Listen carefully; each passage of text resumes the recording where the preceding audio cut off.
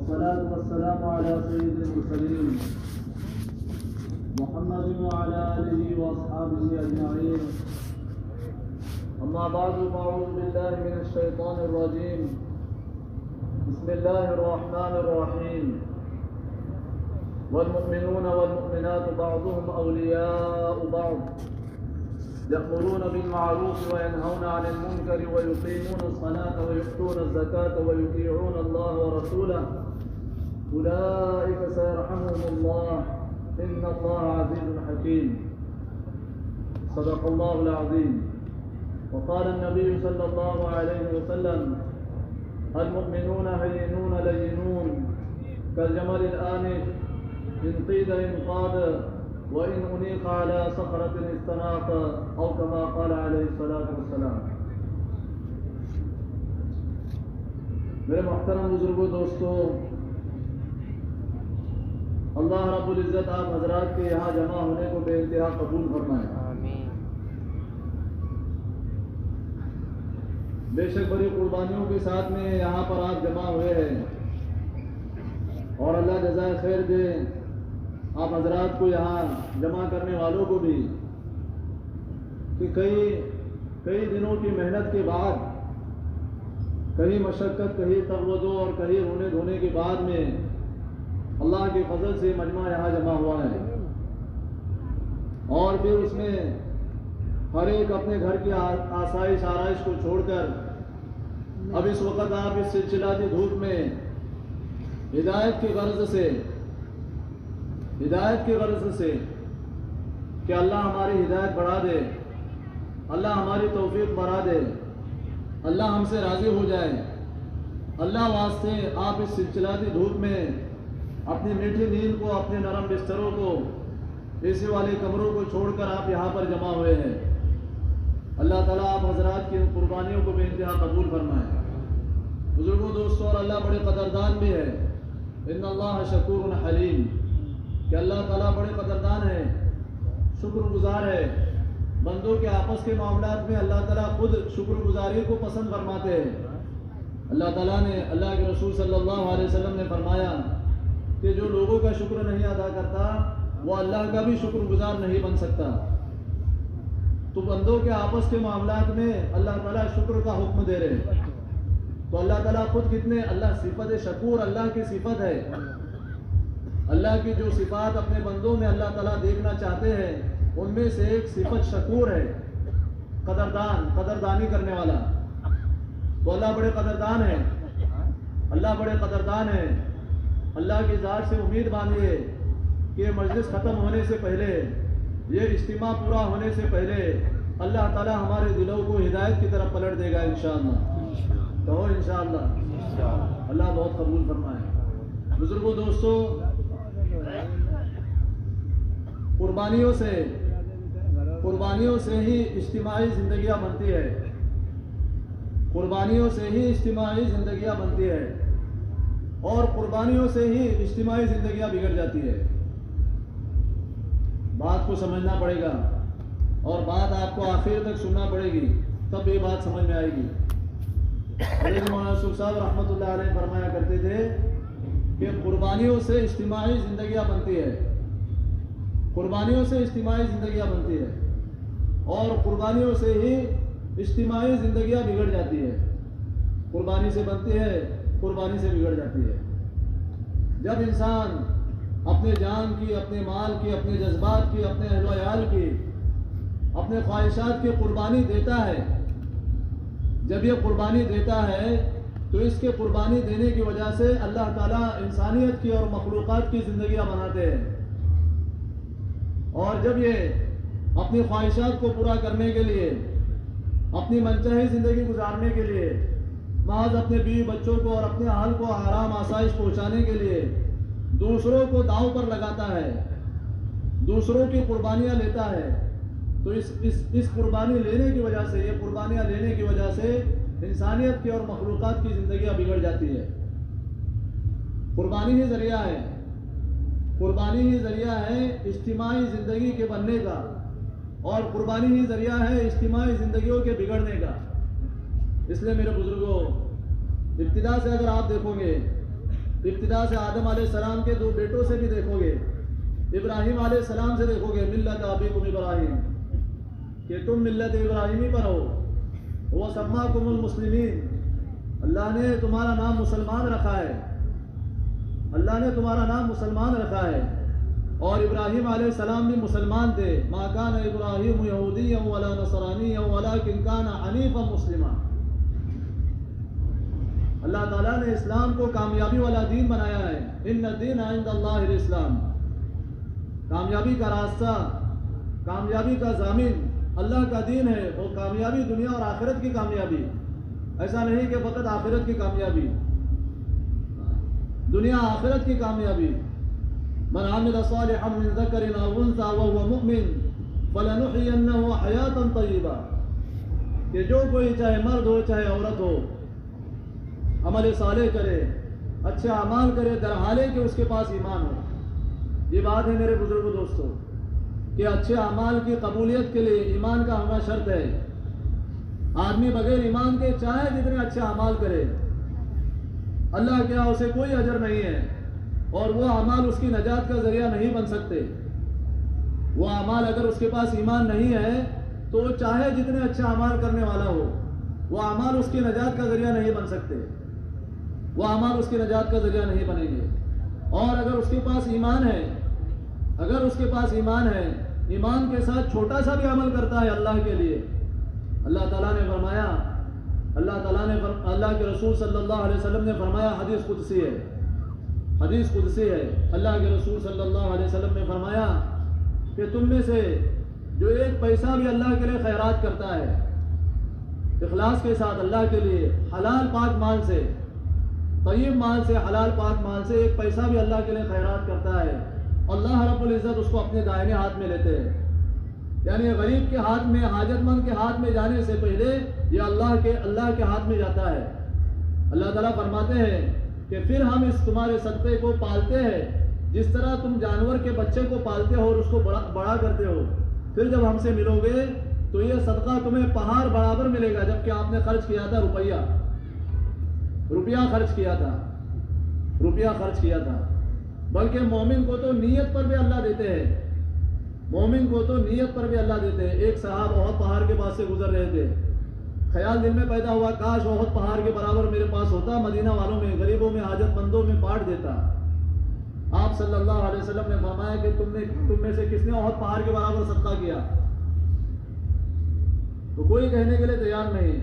جب بار بار سوال ہوا تو انہوں نے کہا، اللہ کے رسول، میرے دل میں یہ بات پیدا ہوئی کہ اگر میرے پاس احد پہاڑ کے برابر مال ہوتا تو یہ سارا کے سارا مال میں حاجت مندوں میں تقسیم کر دیتا۔ اللہ کے رسول صلی اللہ علیہ وسلم نے فرمایا کہ جس چیز کی تم نے نیت کی، اللہ نے تمہیں اس کا اجر عطا فرمایا۔ احد پہاڑ کے برابر مال صدقہ کرنے کا ثواب ان کو ان کی نیت پر اللہ تعالیٰ نے عطا فرمایا۔ کچھ بات سمجھ میں آ رہی ہوگی؟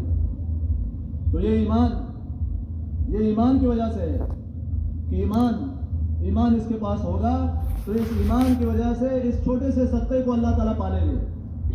اور جب اللہ سے ملے گا، ایک جگہ اللہ کے رسول صلی اللہ علیہ وسلم نے فرمایا کہ جہنم کی آگ سے بچو، اگرچہ کھجور کا ایک حصہ خیرات کر کے کیوں نہ ہو، کھجور کا ایک حصہ کسی کو دے کر کیوں نہ ہو۔ مثلا آپ نے کھجور کھانے کے لیے نکالا تھا، کھجور کھانے کے لیے آپ نے نکالا، اب سامنے سے کوئی آ گیا، اب ایک راستہ تو یہ ہے کہ آپ دیکھو کہ صاحب اس کو بھی دینا پڑے گا، تو اس کے آنے سے پہلے آپ جو ہے منہ میں ڈال دو اور اس سے منہ پھلا کے بات کرو۔ ایک راستہ تو یہ ہے، کوئی بات نہیں، آنے تو اچھی بات ہے، تھوڑا وہ بھی کھا لے گا، تھوڑا میں بھی کھا لوں گا۔ آپ نے ایک ٹکڑا توڑ کے اس کو دے دیا، ایک ٹکڑا، نصف تمر بھی نہیں فرمایا، شق تمر فرمایا، کھجور کا ایک ٹکڑا آپ نے اس کو دے دیا۔ جہنم کے آگ وقودها الناس والحجارہ، کہ جہنم کے آگ میں بڑے بڑے پتھر۔ آپ سے پوچھا گیا، اللہ کے رسول، جہنم کا پتھر کتنا بڑا ہوگا؟ جہنم کا پتھر کتنا بڑا ہوگا؟ آپ نے فرمایا کہ تمہارے پورے دنیا کے پہاڑوں کو ملا لیا جائے، تمہارے ساری دنیا کے پہاڑوں کو ملا لیا جائے، ان سب کو ملانے کے بعد، یعنی ان سب کو ایک پہاڑ کے برابر، ایک پتھر کے برابر بنا دو، تو جہنم کا ایک پتھر ان سارے پہاڑوں سے بڑا ہوگا۔ جہنم کی آگ ایسے پتھروں کو پگھلائے گی. جہنم کی آگ جو دنیا کے سارے پہاڑ ہیں ان کو مل کر ایک پتھر بنا لیا جائے تو ایسے پتھروں کو جہنم کی آگ پگھلا دے گی. ہاں آپ نے ایک مرتبہ سنا کہ یہ جہنم کی جو آگ ہے وہ یہ دنیا کی جو آگ ہے وہ جہنم میں جانے سے اللہ سے پناہ مانگتی ہے. دنیا کی جو آگ ہے وہ جہنم میں جانے سے پناہ مانگتی ہے. 69 درجہ جہنم کی آگ ہے, 1 درجہ دنیا میں آگ رکھی گئی ہے. اس کو بھی قیامت میں اس کو بھی ملا دیا جائے گا اور 70 درجہ آگ کر دی جائے گی. 70 درجہ آگ کر دی جائے گی اور اس 70 درجہ آگ کی حرارت سے جہنمیوں کو جلایا جائے گا. اللہ حفاظت فرمائے, اللہ حفاظت فرمائے. لفٹ آئے گی, ایک کنواں ہوگا جس میں زنا کرنے والے مرد اور زنا کرنے والی عورتیں پستانوں کے بل الٹے لٹکے ہوئے ہوں گے. اس کنویں سے آگ کی کراتے نکلیں گے, آگ کے شعلے آئیں گے. آگ اوپر کو اٹھیں گی تو یہ چیخیں گے, چلائیں گے, ہائے واویلا کریں گے اور جلیں گے, جھلسیں گے اس آگ میں, کوئلے کی طرح ہو جائے گے اس آگ میں. اور ان کی شرمگاہوں سے اتنا گندا پیپ اور خون نکلے گا کہ جہنم والے کہیں گے صاحب جہنم میں پہلے ہی سے کیا عذاب کی کمی تھی جو تم نے جہنم میں تعفن کر رکھا ہے, جو تم نے جہنم کو سڑا کے رکھ دیا ہے. جی تو یہ جہنم, اس ایسے جہنم کے آگ کو, ایسی جہنم کے آگ کو کھجور کا ایک حصہ بجھا دے گا. ایمان کے ساتھ کھجور کا ایک حصہ خیرات کر دیا, اس کو بجھا دے گا. آگے اس روایت میں اللہ کے رسول صلی اللہ علیہ وسلم نے فرمایا کہ اگر آپ کے پاس کھجور کا ایک حصہ خیرات کرنے کے لیے بھی نہیں ہے, اتنا بھی نہیں ہے, وَلَوْ بِوَجْهِ طَلْقِ أَوْ كَمَا قَالَ عَلَيْهِ الصَّلَاةُ وَالسَّلَامُ, آپ نے فرمایا کہ اگر یہ بھی نہیں ہے تو اپنے بھائی کو مسکراتے ہوئے چہرے سے مل لیا کرو, اس پر بھی اللہ تعالیٰ جہنم کی آگ کو بجھا دے گا. ارے صاحب سامنے سے آپ کا بھائی آ رہا ہے اور آپ منہ پھلائے ہوئے, نہ سلام نہ دعا نہ خیر نہ خیریت, آپ منہ پھلائے ہوئے. تبسمک علی وجہ اخیک صدقہ کما قال علیہ الصلوۃ والسلام, کہ آپ کا آپ کے بھائی کے چہرے پر دیکھ کر مسکرانا صدقہ ہے. آپ کا آپ کے بھائی کے چہرے پر دیکھ کر مسکرانا صدقہ ہے. درد دل کے واسطے پیدا کیا انسان کو, ورنہ طاعت کے لیے کچھ کم نہ تھے کرومیا. فرشتے آسمانوں میں اتنے بڑے ہیں, تکاد السماوات یتفطرن من فوقہم, ایک بالش آسمان پر جگہ خالی نہیں ہے جہاں پر کوئی فرشتہ اللہ کے لیے قیام رکوع سجدہ نہ کیے ہوئے ہو. اللہ کی عبادت میں فرشتے مشغول ہیں. انسان کو خاص سطن اللہ نے درد دل کے واسطے پیدا کیا ہے, درد دل کے واسطے پیدا کیا ہے. اس لیے میرے بزرگوں, اللہ کے رسول صلی اللہ علیہ وسلم نے ایک جگہ فرمایا ہے کہ کامل ایمان اس کا ہے جس کے اخلاق سب سے اعلیٰ ہے. کامل ایمان اس کا ہے جس کے اخلاق سب سے اعلیٰ ہے. اس لیے میرے بزرگوں, محبتیں بانٹنے کے لیے آپ صلی اللہ علیہ وسلم نے فرمایا کہ اللہ نے مجھے بھیجا ہے اخلاق کو تام کرنے کے لیے. انک لعلی خلق عظیم, آپ اخلاق کے اعلیٰ مرتبے پر ہیں. ہمارے نبی حضرت محمد صلی اللہ علیہ وسلم اخلاق کے اعلیٰ مرتبے پر نام یہ فرمایا اللہ کے رسول صلی اللہ علیہ وسلم نے کہ اللہ نے مجھے بھیجا ہے اخلاق کو تام کرنے کے لیے, اخلاق کو تام کرنے کے لیے, امن و امان کے لیے, زندگیاں بخشنے کے لیے. کیا کیا نہیں کیا مشرکین مکہ نے حضور پاک صلی اللہ علیہ وسلم کے ساتھ, کیا کیا نہیں کیا مشرکین مکہ نے صحابہ رضوان اللہ علیہم اجمعین کے ساتھ, مکہ والوں کے ساتھ میں. مگر کیا ہوا, جب مکہ المکرمہ فتح ہوا, آپ صلی اللہ علیہ وسلم کیسے داخل ہوئے مکہ میں؟ اپنی اونٹنی پر آپ صلی اللہ علیہ وسلم تواضع سے اتنا جھکے ہوئے تھے کہ آپ کی داڑھی اونٹنی کو لگ رہی تھی. آپ کی داڑھی مبارک, آپ کے داڑھی کے بعد ریشے مبارک اونٹنی کو لگ رہے تھے. تواضع سے آپ اتنا جھکے ہوئے تھے. کہنے والے نے کہا الیوم یوم المرحمہ, آپ نے فرمایا الیوم یوم المرحمہ. کسی کہنے والے نے کہا کہ آج کا دن تو قتل و غارت گری کا ہے, آپ نے فرمایا نہیں, آج کا دن تو رحم کرنے کا ہے, آزاد کرنے کا ہے. آج کا دن تو رحم کرنے کا ہے. کعبۃ اللہ میں آپ نے نماز پڑھی اور کعبۃ اللہ کے دونوں پٹوں پر آپ ہاتھ رکھ کر کھڑے ہوئے, اور جنہوں نے آپ صلی اللہ علیہ وسلم کو ستایا تھا آپ کے گلے میں چادریں ڈال کر گھسیٹا تھا، آپ کے راستوں میں کانٹے ڈالے تھے، آپ کے چہروں پر تھوکا تھا، آپ کو گالیاں بکی تھی، آپ کی بچیوں کو ستایا تھا، آپ کی بچیوں کو مارا تھا، آپ کے صحابہ کو گھسیٹا تھا، آپ کے صحابہ اور صحابیات کو شہید کیا تھا، شہر بدر کر دیا تھا، شیب ابی طالب میں بھوکا مار دیا تھا۔ اسی طرح تین ہجرتیں کرنے پر جنہیں مجبور کیا گیا، حبشہ کی 2 مرتبہ ہجرت، مدینہ پاک کی ہجرت، مجبور کر دیا گیا۔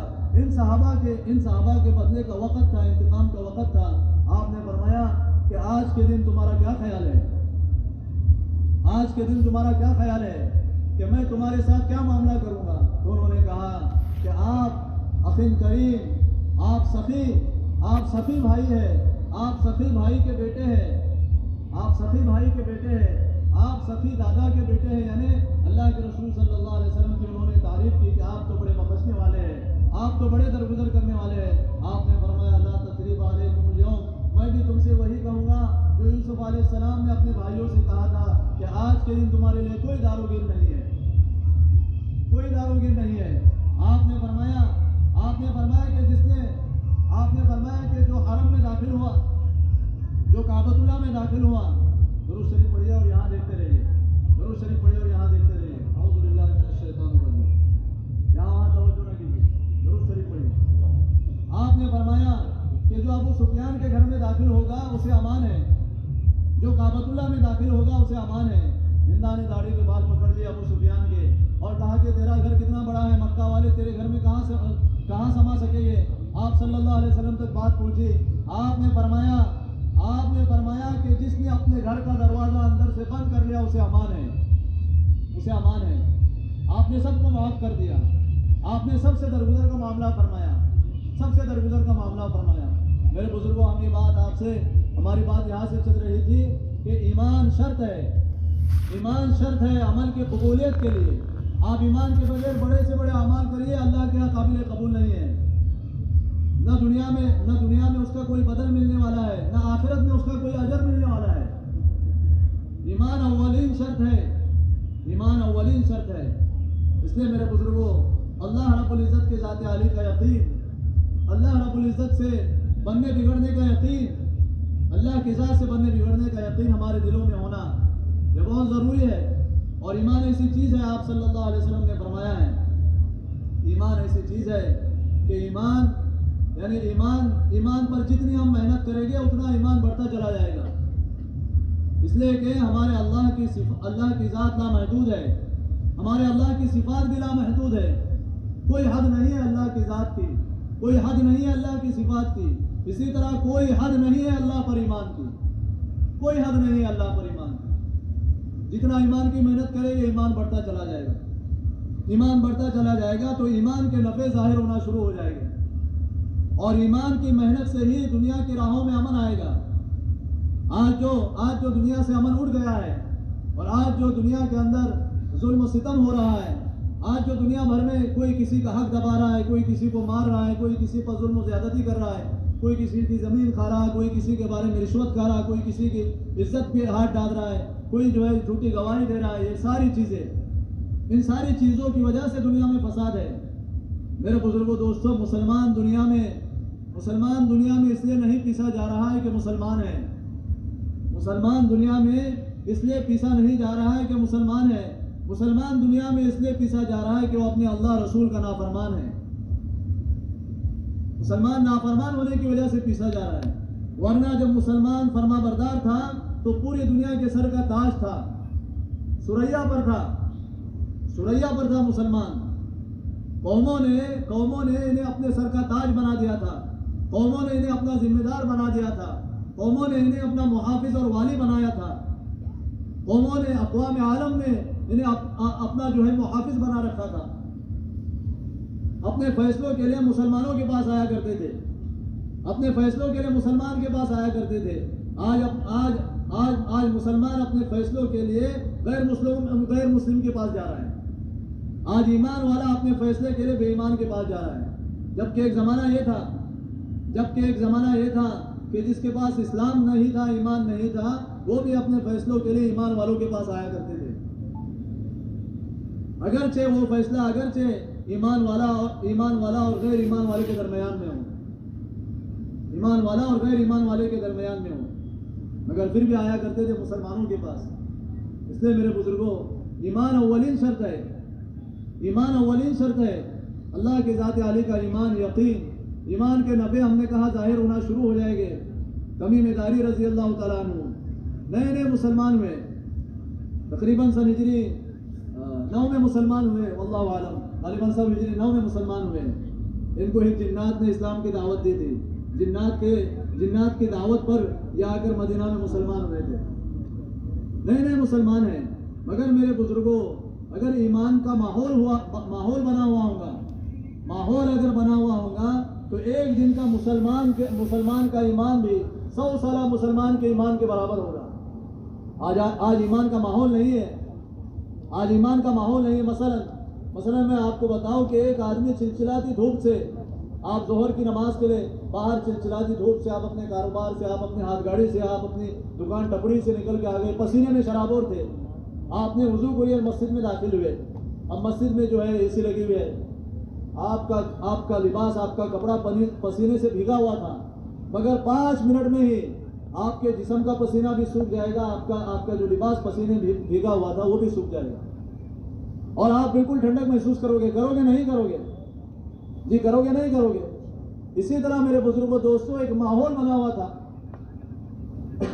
ماحول ایسا بنا ہوا تھا کہ مدینہ کے ایک محلے سے، مدینہ کے ایک گلی سے اگر کوئی داخل ہو جاتا تھا، دوسری گلی سے باہر نکلنے سے پہلے لا الہ الا اللہ کی تصدیق کر لیتا تھا۔ ایسا ماحول بنا ہوا تھا مسلمانوں کا، ایسا ایمان والوں کا ماحول بنا ہوا تھا۔ اس لیے میرے بزرگوں، ہمیں ماحول ایمانی بنانا ہوگا، اجتماعی زندگیوں کو بنانا ہوگا، قربانیاں دینی ہوں گی۔ اس لیے ہم نے ایک بات کہی کہ ایمان کی محنت سے دنیا کی راہوں میں امن آئے گا، اور اللہ تعالیٰ مسلمانوں کے لیے لا الہ الا اللہ کی برکت سے تمام چیزوں کو مسلمانوں کے تابع کر دیں گے۔ ہواؤں کو، پہاڑوں کو، زمین کو، دریاؤں کو، درندوں کو، سانپ بچھوؤں کو، وحشیوں کو، شیاطین کو، جنات کو، سب کو اللہ تعالیٰ مسلمان کے تابع کر دیں گے، ایمان والے کے تابع کر دیں گے، ایمان والے کے تابع کر دیں گے۔ اور اگر ایمان والے کے دل میں حقیقی معنی میں لا الہ الا اللہ نہیں ہوگا، خالی زبان پر ہوگا، حقیقت میں نہیں ہوگا، تو یہ ساری چیزیں، ان ساری چیزوں کے یہ تابع ہو جائے گا، برق و بھاپ کے تابع ہو جائے گا، ہر شے کے تابع ہو جائے گا، جب حقیقت میں لا الہ الا اللہ اس کے دل میں نہ ہوگا۔ نئے نئے مسلمان تمیم داری رضی اللہ تعالیٰ عنہ، مدینہ میں ایک پہاڑی سے، ایک غبا سے آگ نکل آئی، جو آگ مدینہ میں گھسی ہر شے کو جلانے کے لیے۔ عمر رضی اللہ تعالیٰ عنہ اٹھے اور تمیم داری رضی اللہ تعالیٰ عنہ کے پاس آئے، ان سے کہا کہ اٹھو اور اس آگ کو بجھاؤ۔ انہوں نے کہا کہ امیر المؤمنین، من انا وما انا، کہ میں کون اور میں کیا، میری کیا حیثیت ہے، میری حیثیت کیا ہے؟ میرے بزرگوں دوستوں، صحابہ اپنے اچھائیوں کو، صحابہ اپنی نیکیوں کو، صحابہ اپنی بھلائیوں کو جتنا چھپاتے تھے، آج ہم اپنے گناہوں کو بھی اتنا نہیں چھپاتے، آج ہم اپنے گناہوں کو بھی اتنا نہیں چھپاتے ہیں جتنا صحابہ اپنے اچھائیوں کو چھپاتے تھے۔ دیکھیے، شیطان انسان کو 2 طریقے سے مارتا ہے، ایک تو گناہوں میں لگا کے مارتا ہے، معاصی میں لگا کے مارتا ہے، شراب میں، زنا میں، چوری میں، ڈکیتی میں، دھوکہ دینے میں، جھوٹ بولنے میں، غیبت کرنے میں، چغلی لگانے میں، غلط کاموں میں مارتا ہے۔ دوسرا راستہ، انسان جب نیکیوں پہ آ جاتا ہے، جب اچھائیاں کرنے لگتا ہے، تو شیطان دوسرے طریقے سے مارتا ہے۔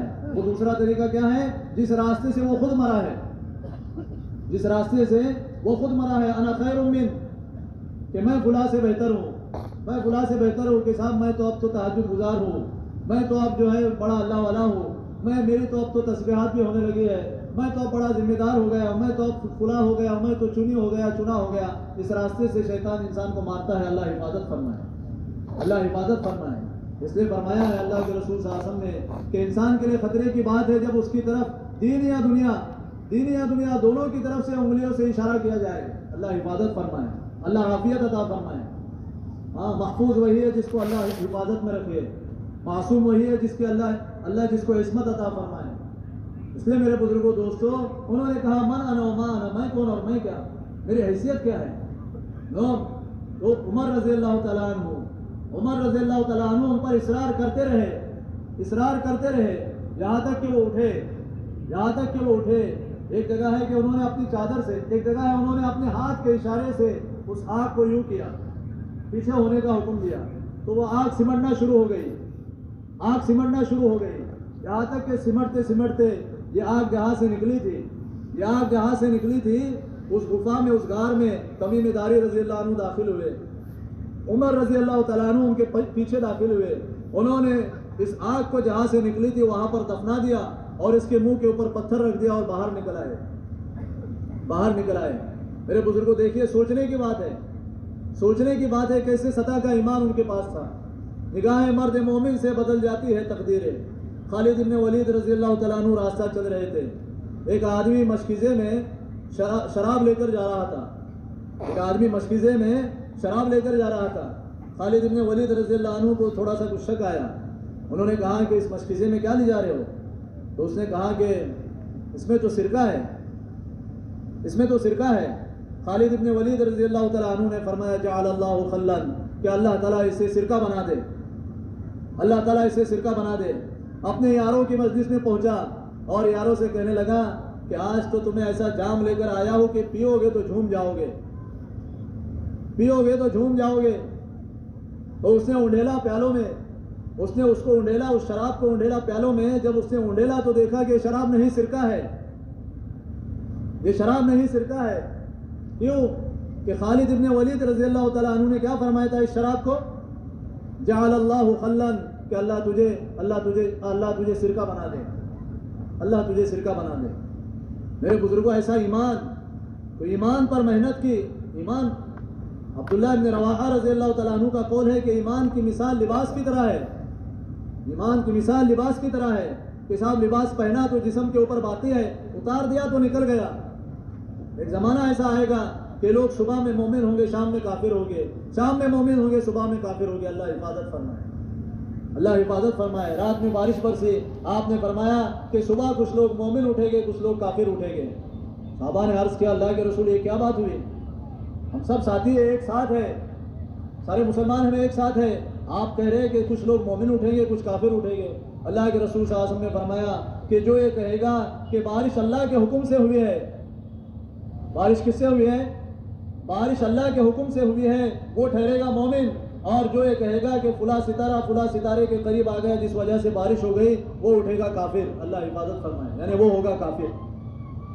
آج ہم غور کریں کہ صبح سے لے کر شام تک ہم کتنے ایسے کلمات اپنی زبان سے نکالتے ہیں جو ایمانیات کے خلاف ہے. اللہ حفاظت فرمائے.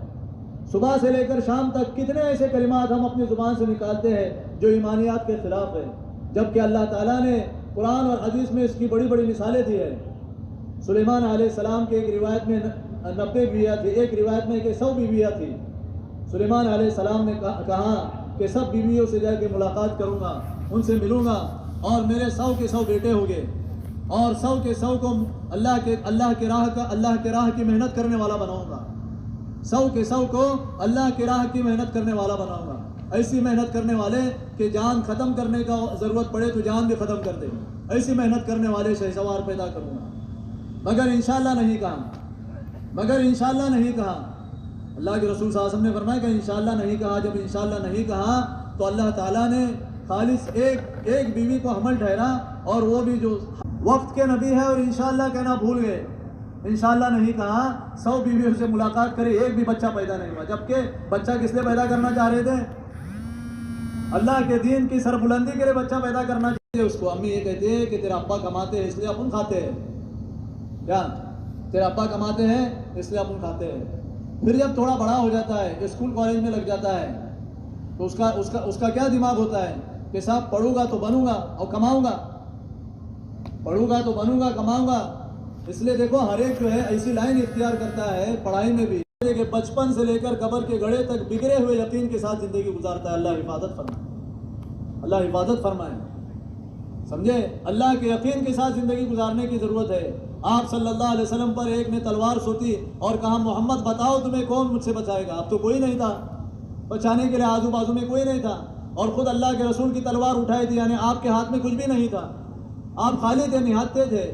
بتاؤ میں یمنعک منی کہ تمہیں مجھ سے کون بچائے گا؟ اللہ کے رسول صلی اللہ علیہ وسلم نے 3 مرتبہ فرمایا اللہ، اور کون؟ بچانے والا اللہ ہے، اور کون؟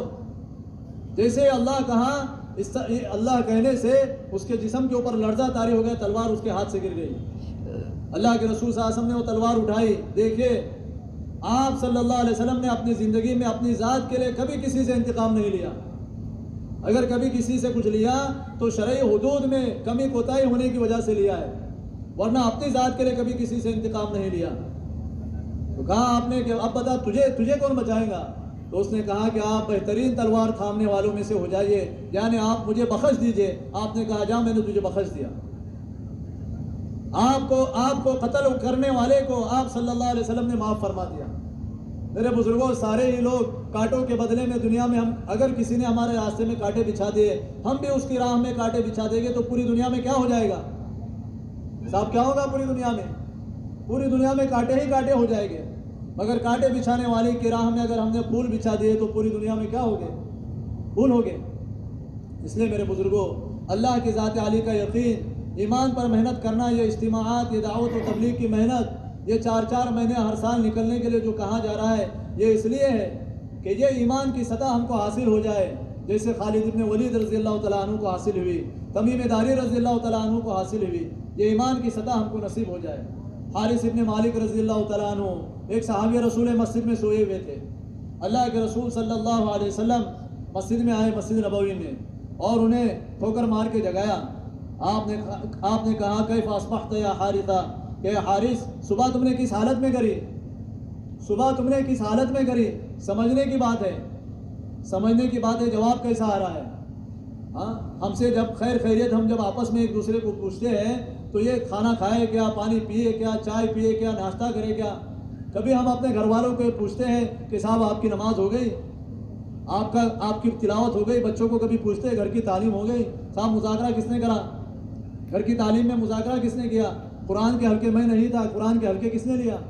کبھی ہم اپنے بچوں کو، اپنے اہل و عیال کو پوچھتے ہیں، جب ہم ان کو یہ پوچھیں گے تو انہیں سمجھ پڑے گی کہ ہمارے ابا کے نزدیک یہ چیزیں، دنیاوی چیزیں اہمیت نہیں رکھتی، دین اہمیت رکھتا ہے، تو وہ اس کے تابع ہو جائے گے، اس کے پابند ہو جائے گے۔ آپ پوچھنے سے پہلے آپ کو بتا دے گی کہ ابو تعلیم ہو گئی، آج میں نے مذاکرہ کری۔ ایک کہے گی ابو آج میں نے قرآن کا حلقہ لی، ہاں، ایک کہے گی ابو آج میں نے تعلیم کری۔ کچھ بات سمجھ میں آ رہی ہے؟ کیوں ہم یہ چیزیں اپنے بچوں کو پوچھتے نہیں ہیں؟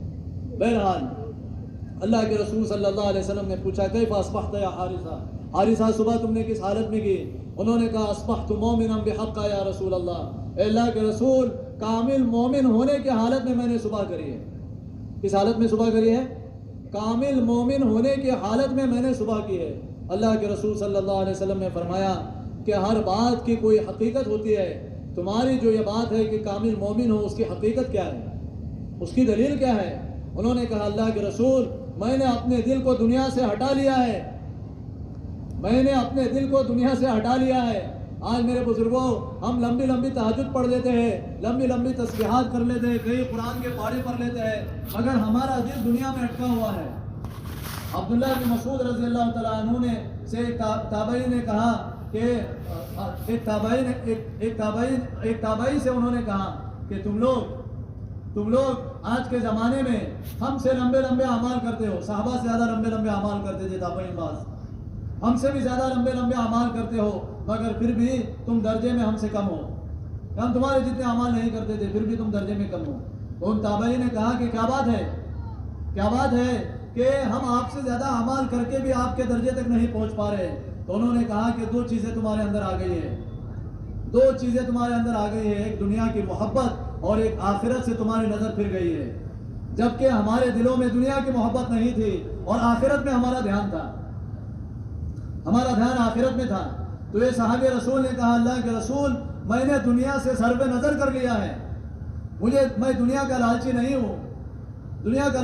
ہوں، اس لیے جنید بغدادی رحمۃ اللہ علیہ کی خدمت میں کسی نے ایک بڑی رقم پیش کی، کسی صاحب نے، کسی مالدار میں رئیس نے ایک بڑی رقم پیش کی، کہا یہ آپ اپنے لیے اور اپنے ساتھیوں کے لیے رکھیے۔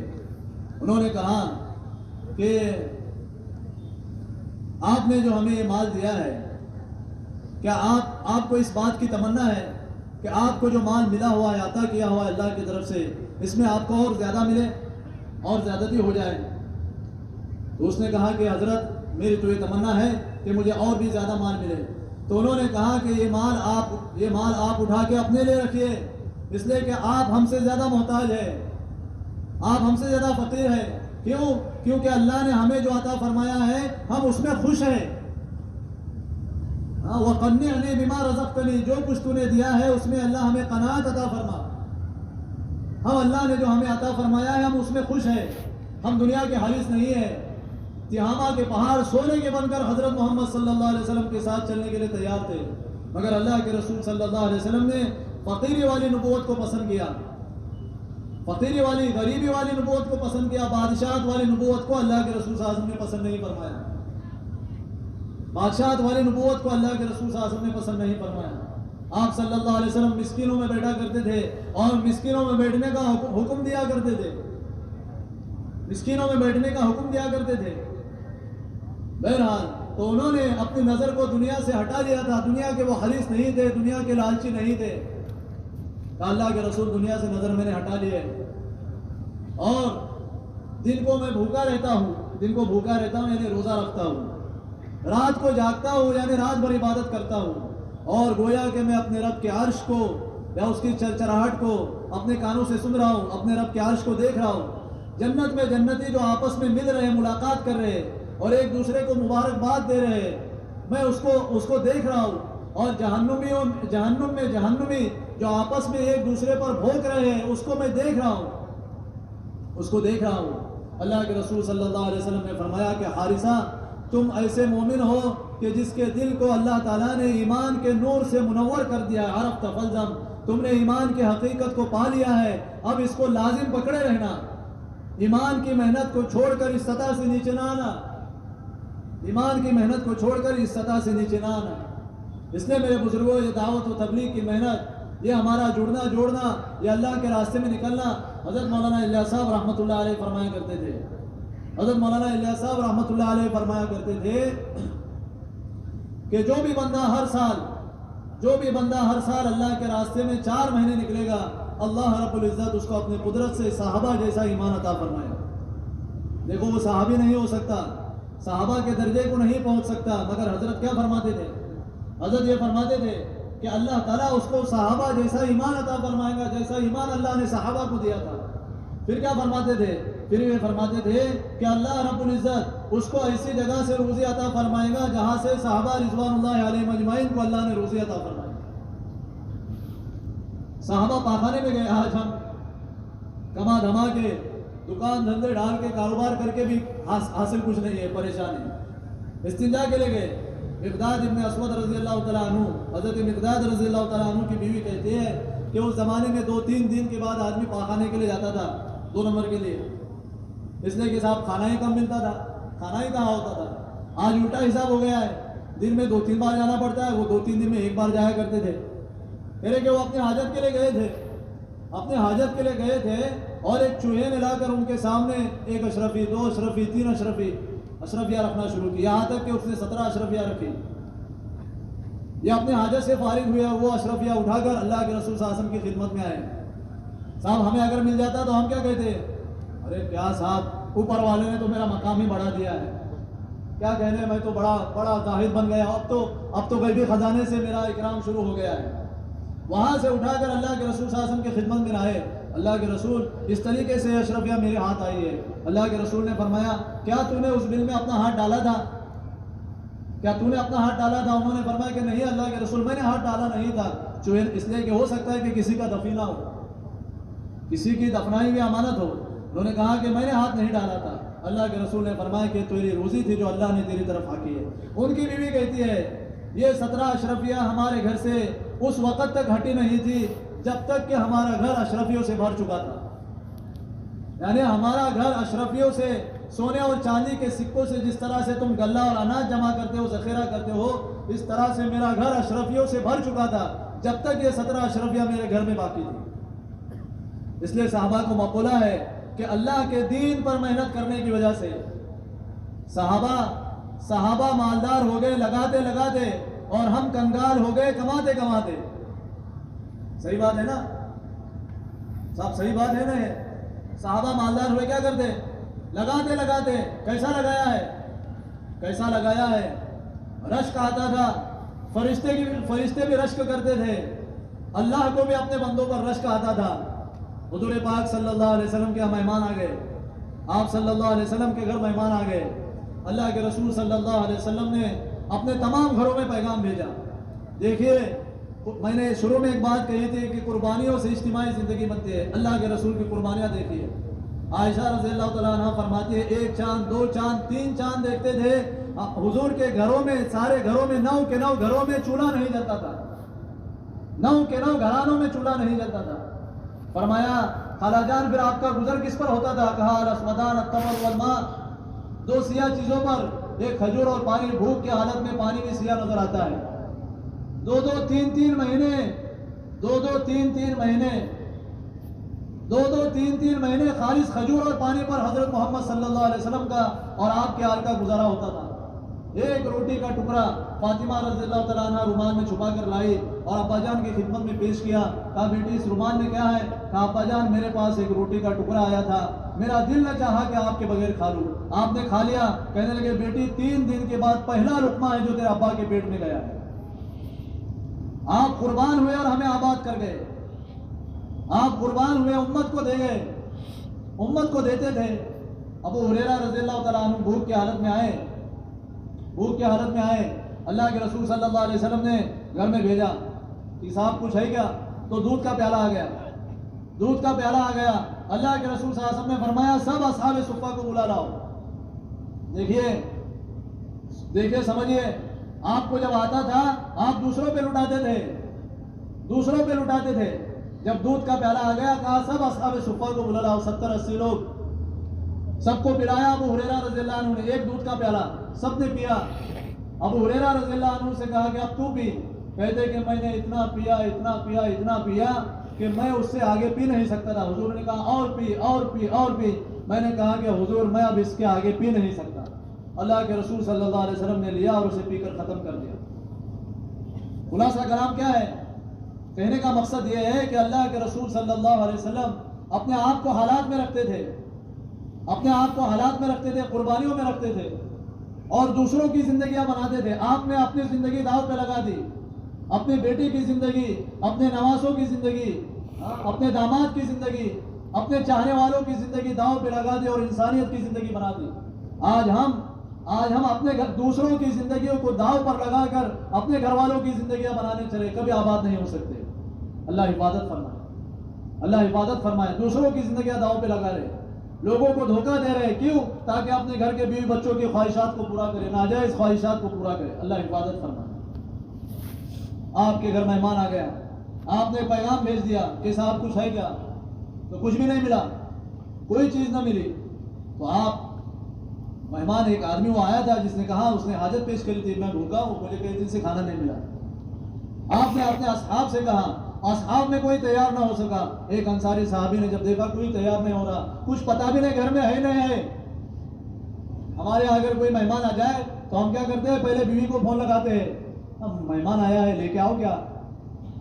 اس لیے کہ صاحب بغیر بتائے, RTO کو بغیر پوچھے گھر کا کیا کہتے ہیں, ہوم منسٹر کہتے ہیں نا.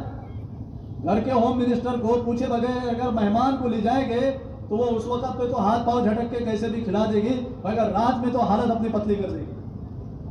صاحب ایسا ہی ہے کہ نہیں؟ بغیر اس کو پوچھے کیسے نہیں جا سکتے ہیں. کیا ہوا, حرم مکہ میں ایک مہمان علی رضی اللہ عنہ نے دیکھا اجنبی آدمی کا, معلوم ہوتا ہے اب اجنبی ہے, چلیے گھر لے گئے, کھانا کھلایا. دوسرے دن پھر ان کو دیکھا, کہا شاید آپ کی ضرورت پوری نہیں ہوئی, کھانا کھلا. یہ بھی نہیں پوچھا آپ کون ہو, کہاں کے ہو, کیوں آئے ہو, کچھ نہیں. 2 دن 3 دن کھانا کھلایا.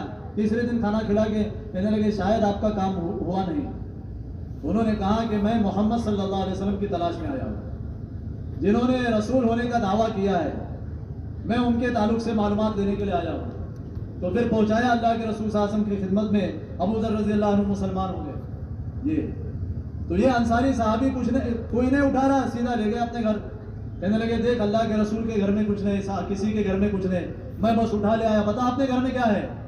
کہنے لگے دیکھو ہمارے گھر میں اتنا ہے, کہ بچے کھا لے تو ہمیں بھوکا رہنا پڑے، ہم کھائے تو بچوں کو بھوکا رہنا پڑے، مہمان کھائے تو بچوں کو اور ہم کو سب کو بھوکا رہنا پڑے۔ انہوں نے کہا بچوں کو بہلا پسلا کے سلا دو، کھانے کے لیے جب بیٹھ جائے تو چراغ درست کرنے کے بہانے سے بجھا دو، مہمان پیٹ بھر کے کھا لے گا، ہم منہ بجاتے رہیں گے۔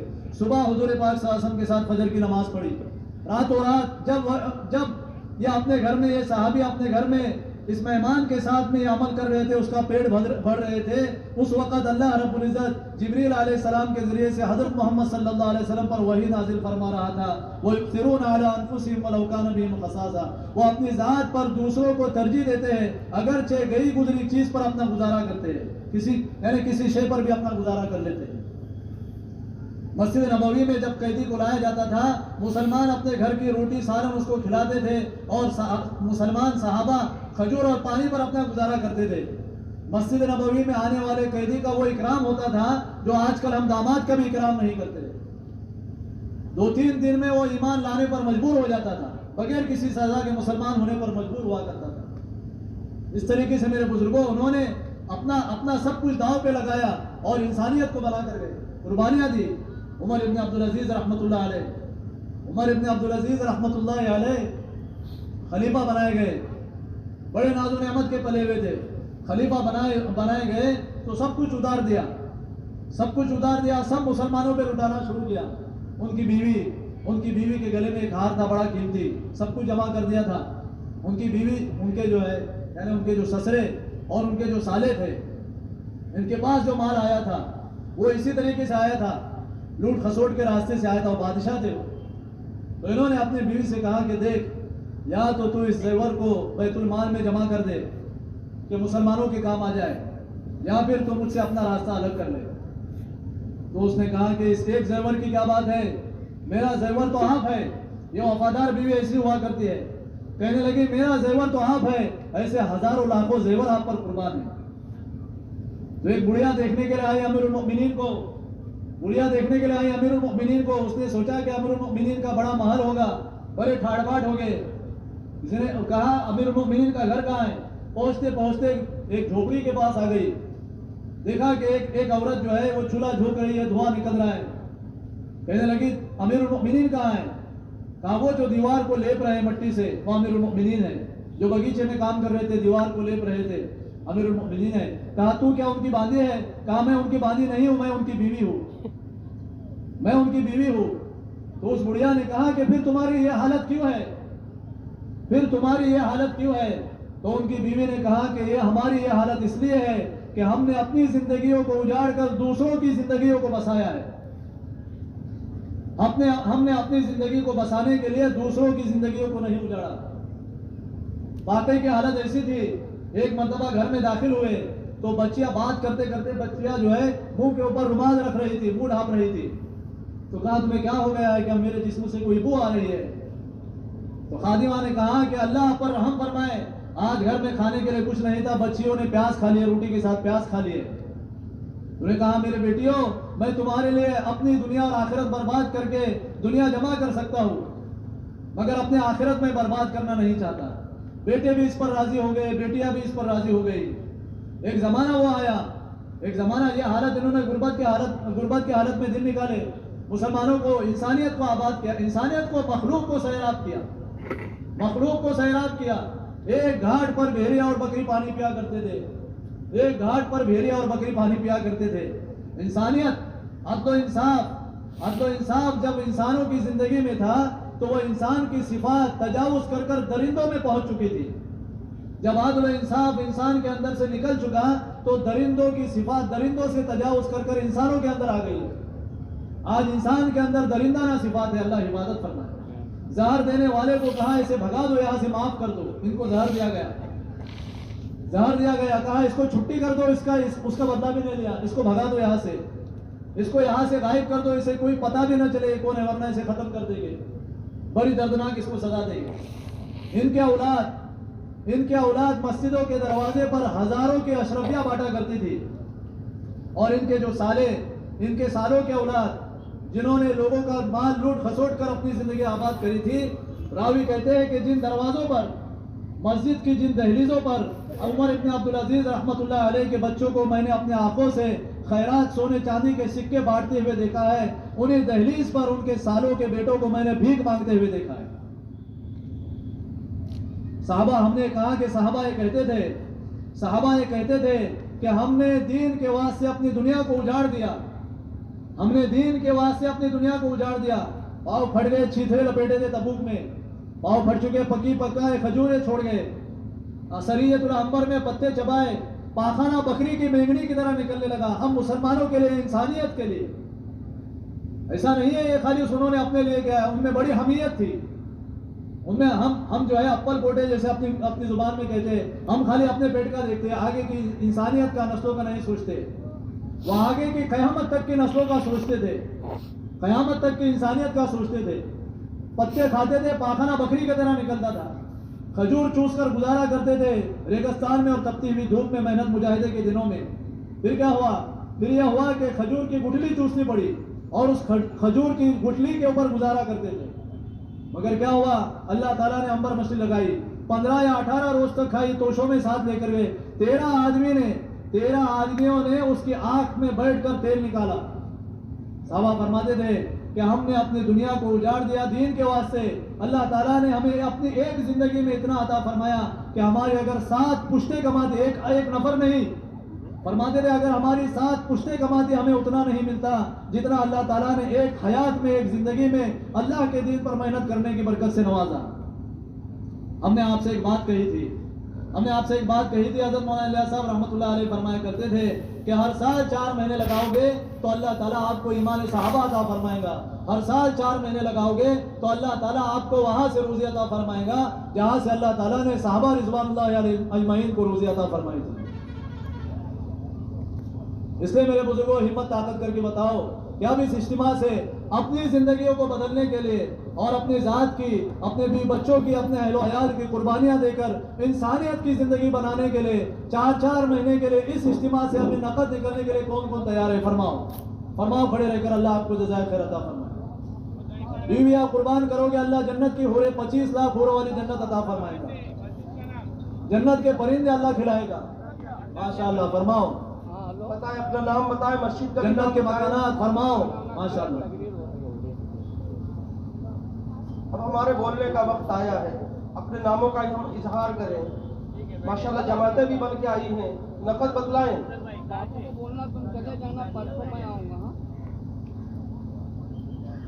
بات سننے کے بعد دل میں سب کے بات آتی ہے، لیکن ہمت کی ضرورت ہے، ہمت کر کے بتلائیں۔